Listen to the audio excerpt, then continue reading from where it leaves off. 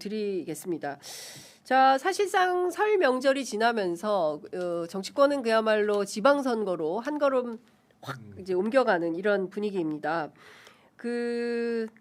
박수현 더불어민주당 수석 대변인이 어제 KBS 라디오에 출연을 해가지고 다음 주 초까지 구성해서 발표할 거다. 연대와 통합추진위원회를 발표한다라는 건데요. 선거연합은 어떻게 전망하세요? 지역에서 지금 아마 말씀하시기에 이제 연대가 어떤 연대냐, 뭐 선거 연대냐, 아니면 뭐 정책 연대냐 논란인 것 같은데 선거는 빠졌잖아요. 선거 연대는 안 한다 그랬으니까 결국은 이제 그럼 후보 단일화나 아니면 선거 연대라는 게 뭐 후보 단일화 하는데 아니면 공동으로 뭐 후보를 추대한다든지 이럴 것 같은데 그런 움직임은 제가 보기 쉽지 않은 상황인 것 같아요.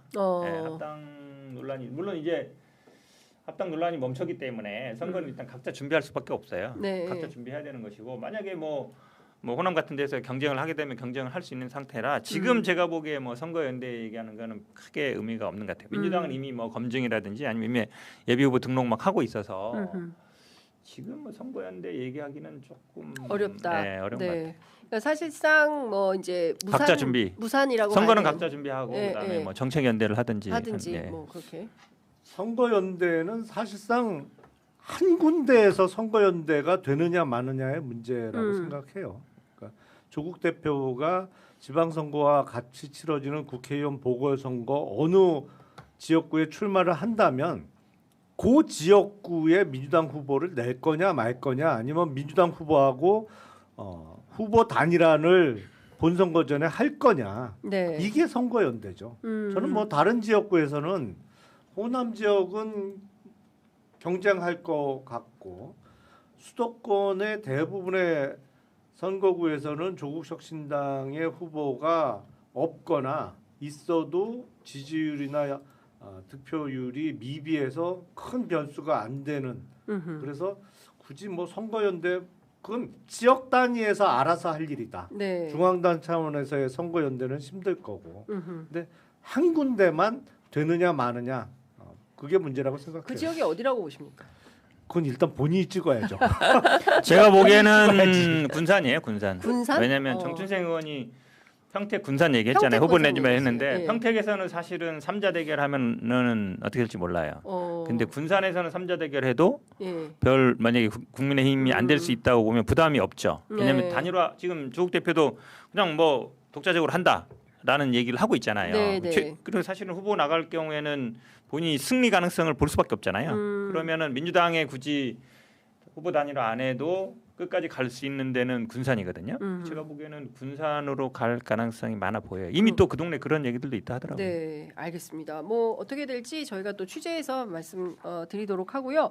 오늘 송영길 전 대표가 복당 신청을 한다고 하는데요. 여기 계양으로 이사를 갔어요. 주소지 이전을 했습니다. 계양을 누가 가는 것이냐. 김남준 청와대 대변인도 출마 의사가 있는 걸로 알고 있는데 출판 기념회 한다고 하니까 출마하겠죠. 아니 근데 인천은 우리 저 박찬대 의원 연수갑 연수갑인데 그분이 이제 인천시장 나가면 인천 이제 두 군데 보궐선거 하는 거거든요. 두 분이서 뭐 가위바위보 하든지 해서 가위바위보? 계양 아니 물론 계양하고 연수 물론 이제 계양이 조금 더 민주당 입장에서는 좀 쉬운 데고 연수갑은 조금 어려운 데는 맞아요. 근데 어쨌든 그거는 두 분이 물론 두 분이 결정할 건 아니고 당에서 결정하겠지만 뭐 모르겠어요. 물론 지금 송영길 대표 같은 경우에는 본인이 있던 데니까 5선이나 했고 두 분이서 잘 뭐 판단해서 가위바위보를 하시든 뭘 하시든. 근데 이런 게 참 다르다고 느껴져요. 저는. 저기 국민의힘하고. 그러니까. 윤석열 정부 때는 말할 것도 없고 그때가 아니더라도 사실 이 비슷한 상황이 그 국민의힘이 여당일 때 국민의힘 출신의 대통령이 있을 때 이런 상황이 벌어졌다고 하면 아무리 중진 정치인의 거물 정치인이라도 대통령의 의중을 확인하기 위해서 시간을 좀 끌죠. 그래서 대통령의 의중이 나냐 아니면 청와대 대변인이냐 이걸 좀 확인하기 위해서 시간이 걸릴 수밖에 없어요. 근데 민주당은 안 그래. 주소 이전하고 그냥 팍 쓰고 오잖아. 주소 이전하고 출판기념회 막 열고 난 여기야. 그리고 그냥 깃발 꽂잖아요. 그래서 네. 제가 이런 거를 볼 때마다 야, 참 다르긴 다르다. 다르구나. 네. 네. 정치 빨리- DNA가 좀 다르다. 빨리 적응하셔야 돼요. 지난번에 그 수사권 문제 나올 때도 그랬잖아요. 네. 대통령 뜻이 확인되는데 보안석권 준다고 네. 반대긴 네. 하잖아요. 네. 그게 왜냐면 약간 이제 국민의힘은 약간 예전에 맞아요. 무슨 뭐 고위 관료, 뭐 음. 법원장, 검사장 이런 분들이라 사실은 이게 위에서 시키면 잘 따르는 편인데 민주당은 다 386 운동권 다 학교 다닐 때부터 들이받는 게 익숙한 사람들이에요. 위에서 아직도 선배 사실은, 공무원 마인드를 그렇죠. 벗어나지 공무원 못했어. 마인드예요. 그러니까 네, 소년급제 하시고 공무원 오래 하셔가지고 민주당은 물론 386 다는 아니지만 네. 학교 다닐 때도 보면 선배가 네. 만약에 예를 들어서 시켜 왜 이런단 말이에요. 그쵸. 만약에, 네. 만약에 자기 노선이 있을 거 아니에요. 네. 네. 그래서 같은 뭐 과나 동아리나 이런 데도 보면 따로 가는 경우가 많아요. 선배들하고 꼭 안 그쵸. 따라가요. 선배들이 예. 예를 들어서 이쪽 노선으로 간다 예. 해도 난 일로 갈 거야. 예. 이런 사람도 그쵸. 있거든요. 아니, 그게 그러니까- 몸에 익숙해서 예. 왜 예. 이게 따지는 거예요. 그러니까요. 예. 합당 논의 때도 그랬대잖아요. 정청래 대표가 딱 선언한 다음에 한다고 하니까 왜 무슨 누구 맘대로 이러면서 이제 뭐 그래, 맞아요. 상황이 근데 변경된 그런 거예요. DNA가 있어요. 확실히 그래서 있다. 뭐 대통령이 무조건 A라고 해서 무조건 가지 않고 가지 당대표가 않는다. 한 데서 가지 않고 네. 그렇지. 자, 이재명 대통령 얘기 좀 하겠습니다. 어제 SNS에 그 전재수 의원 글 공유하면서 해수부 이전, 해사법원 설치, 동남권 투자공사 설립, HMM 이전 곧 한다. 예, 대한민국은 합니다. 이제 이런 글을 올렸어요. 부산은 그 전재수 의원 출마가 굉장히 그 유력해 보이고 실제 여론조사에서도 상당히 높게 나오는데요. 국민의힘은 누가 나오는 걸까요? 박형준 의원, 시장, 그다음에 주진우 의원, 뭐 이런 등등이 좀 논의가 좀 되는 것 같은데 어떻게 부산시장 국민의힘은 선거 그래도 전망하세요? 조금 네, 더 의원님이 저 박형준 잘. 시장이 결국에는 최종 후보가 되지 않을까요? 음. 주진 의원이 여론조사에서 박형준 시장을 이어서 뭐 그 국힘 쪽에서는 2등 정도 나오는 것 같은데 일단 초선 의원이고 그리고 행정 경험이 없잖아요.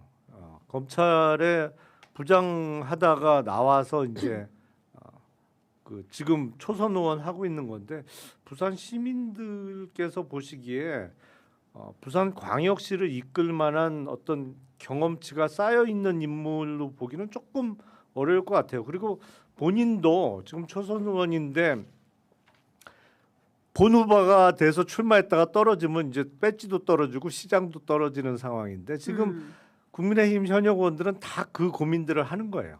그래서 현역 의원들이 선뜻 나오겠다는 사람이 없는 것이거든요. 근데 박형준 시장이야 뭐 재선 도전 안 하면 집에 가는 것밖에 없는데 네. 이번에 3선인가요? 삼선이에요, 3선이죠. 삼선. 네. 네. 3선 도전 안 하면 이제 실업자 되는 것밖에 없으니까 어차피 할 거고 네.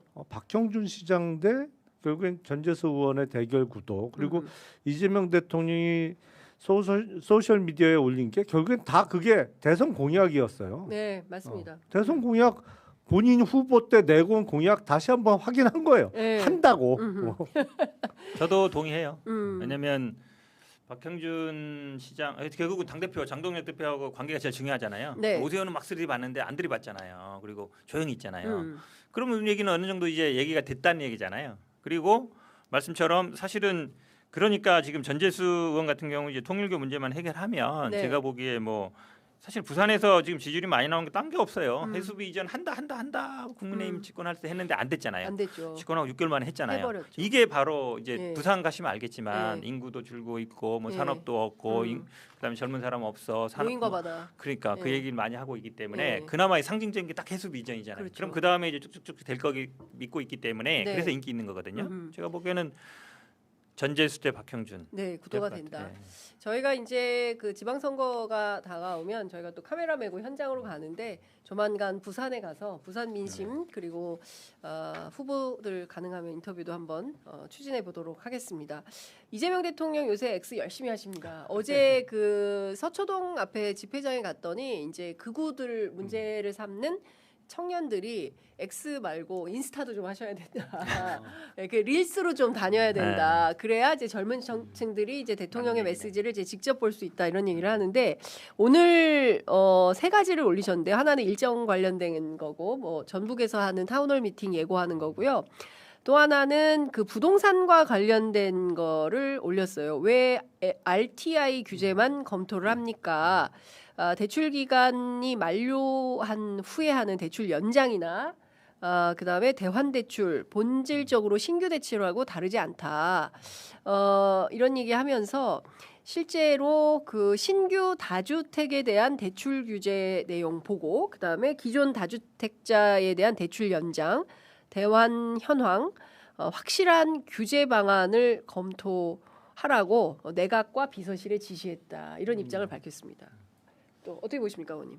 아니 그러니까 대출을 연장하든지 대환 대출을 할 때 네. RTI를 보면 되는 건데 신규 주택 단계와 비슷한 규제를 하게 되면 사실은 거의 대부분 대환 대출은 막힌다는 얘기밖에 안 되는 거죠. 지금 신규 주택 구입 시의 대출은 6억인가요? 그러니까 15억 아, 미만이 6억이고 네. 그 이상은 4억, 25억이 넘어가면 2억밖에 대출이 안 되잖아요. 근데 제가 알기로는 다주택자, 그러니까 민간 임대사업자의 대부분의 경우가 아파트를 수십 채 갖고 있는 사람은 거의 없어요. 이게 다 이른바 빌라 형태거든. 이제 빌라왕 같은 사람들. 다가구 다세대를 네. 여러 채 그 보유하면서 임대를 놓는 사람들인데, 근데 여기는 가격이 오르진 않았어요. 대부분의 지역에서 오히려 한참 전세 사기가 극심할 때보다 가격이 떨어져 있지 지금. 조금은 최저점보다는 회복이 됐습니다만, 요거는 조금 나눌 필요가 있을 겁니다. 어떻게 보십니까, 현재? 저는 이게 정책을 제대로 잡고 있다고 봐요. 왜냐하면 예전에 우리 노무현 문재인 정부 때는 계속 보유세, 특히 종부세 이걸로 이제 잡을 수 있다고 봤는데 절대 안 되거든요. 네. 지금 말씀하신 것에 답이 있어요. 전세 사기가 왜 일어나느냐? 사실은 대출이 있어요. 네. 근데 보증금이 있어요. 근데 우선권이 이제 전세 그 대출로 가져가 버리면 보증금 못 받는 거거든요. 네. 근데 지금처럼 만약에 다 주택자들한테 대출 연장을 안 해주면 이 사람들이 이거 팔 수밖에 없어요. 그 누구한테 가느냐? 대부분 지금 들어있는 전세 들어있는 사람들한테 갈 가능성이 많아요. 지금 살고 있는 사람들. 그렇죠. 그 사람들은 대출이 또 않을 수도 있고 네, 이러니까. 네. 그래서 오히려 지금 보유세 세금 문제로 잡는 것보다 이제 금융으로 잡는 게 굉장히 저는 현실적이다. 효과가 있고 효과가 실제로 있다. 있다고 봐요. 지금 예. 아마 대출 규제하면서 예. 사실은 이게 무슨 세금 늘어난 것도 아니고 예. 그 다음에 어찌 보면 관행상 사실은 대출 연장도 지금 다주택자든 뭐 일주택자든 다 해줬거든요. 근데 이게 특혜 아니냐라고 네. 얘기하면 그거에 대해서 반박 불가해요. 왜 해줘야 되는데? 그 사람이 그러면 한마디로 하면 갭 투자를 계속적으로 유지하게끔 해주는 거잖아요. 네. 그러니까 신규 갭 투자뿐만 아니라 기존의 갭 투자도 이제 중단해야 돼. 이 네. 시그널이거든요. 하지 마. 하지 마. 네, 이런 저는 이게 시그널이다. 시장에 충분히 소구력이 소구력이 있고 있다. 먹힐 거라고 봐요. 알겠습니다. 어쨌든 부동산 정책과 관련해서는 또 추가로 주말 사이에 또 엑스 하실 것 같은데요.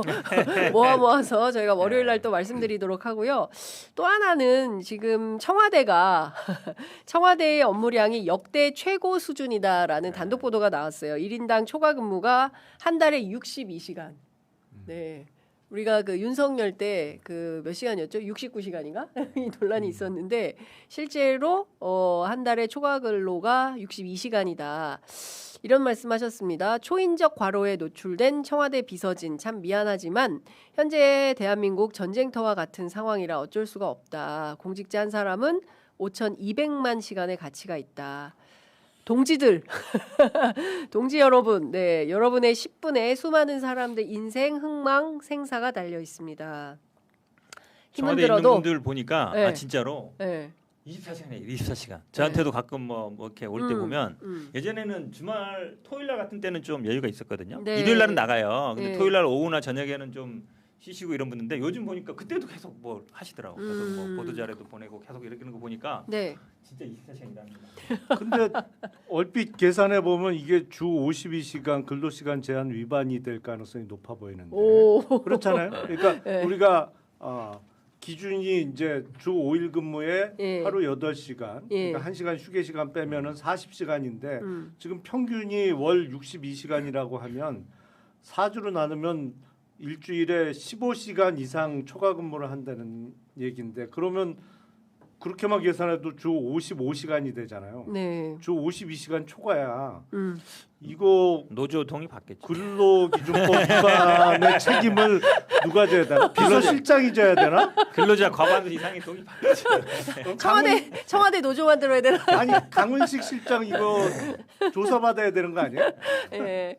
아니 이제 그런 만큼 사실은 제가 보기에는 근데 정치는 좀 그런 면이 있잖아요. 참 어려운 면이 있는데 언론도 그래요. 그래서 이제 최근 들어서는 기자들도 9시 출근해서 6시 퇴근을 이렇게 지향하지만 현실적으로 특종 많이 하고 일 열심히 하는 기자들은 그렇게 일하는 기자들은 없어요. 뭐 새벽이고 밤이고. 근데 사실은 5년간 한정된 시간 안에 대한민국을 내란을 극복하고 정권을 바로 세워서 다음 정부로 뭐 이어달리기를 해야 되는 지금 정말 이제 역사적 사명을 띤 청와대에서 와서 일하는 거니까 견뎌야 된다 이런 건데 노조는 추천드립니다. 노조 협상은 좀 하셔야 될 것 같다. 장관, 예. 공무원, 뭐 청와대 예. 대한민국 공무원들이 아마 이제 예전에 안 하던 걸 많이 할 거예요. 네. 뭐 이렇게 SNS도 해야 되고 음. 텔레그램도 봐야 되고 수시로 봐야 되고 예전 같으면 이제 위에서 시키는 것만 쫙 해야 되는데 네. 수시로 이 소통이 되니까 네. 아마 굉장히 공무원들이 예. 적응하기 피곤할 힘들 거다. 그래서 사람을 더 뽑아야 되나? 그만큼 국민들은 편한 거예요. 네, 그렇습니다. 예. 그래서 예. 주 52시간 근로시간 제한을 업종별로 좀 풀어야 돼요. 아 청와대 풀어야 청와대 돼요. 풀어야 돼. 거기부터 풀어야지. 청와대부터 풀어야 된다. 알겠습니다. 아이 그럼 또 우리 저기 그 MZ들이 싫어합니다. 네, MZ 세대들이 싫어해요. 그래서 하여간 우리 대체로 우리가 산업화 시대네, 그죠? 그렇죠. 산업화 세대 그 공부하고 했던 세대라서 그런데요. 예, MZ 세대들 취재 편의점에 대해서 너무 나쁜 생각 가지 마시고요. 예, 늘 저희는 연대하고 함께합니다. 예, 노동 시간 줄여야 됩니다. 자, 두 분 말씀은 오늘 여기까지 들어야 되겠습니다. 말씀 잘 들었습니다. 고맙습니다. 고맙습니다.